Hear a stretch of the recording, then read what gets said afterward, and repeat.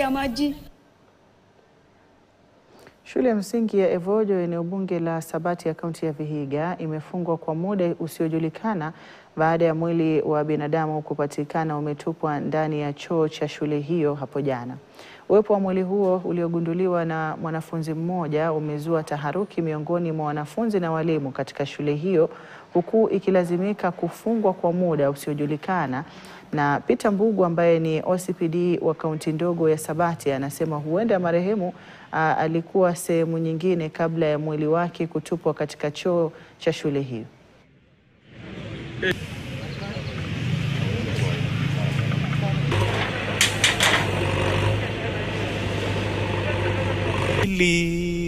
Imekaa kama siku 2-3 hivi, but ilikuwa mutilated. Kama tungepata mwili yote ndio unaweza sema hii ni ya mwanaume ama mwanamke, but ni mtu kadri wa miaka 18 to 23 hapo. Tunatuma ujumbe kwamba kama kuna mtu ambaye amepoteza mtu yake ataweza kutueleza, alafu tumuelekeze aende kuchunguza hizo vipande za mwili ambazo zimepatikana kwa choo.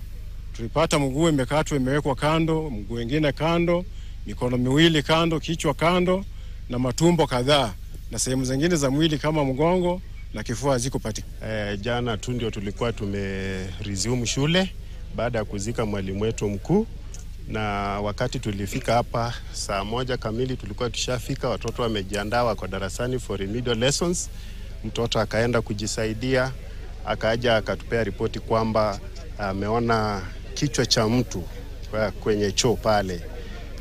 Nilikimbia pamoja na walimu wenzangu, nikaenda nikaangalia, nikachukua maji nikamwagilia, nikaona kweli ni kichwa cha mtu. Kutoka kwa idara ya usalama, right from the DCC, we are calling out all the security agencies tuimarishe usalama katika eneo hili, because if this is happening then it only means there is a gap somewhere, and any other day another incident kama hii inaweza tokea.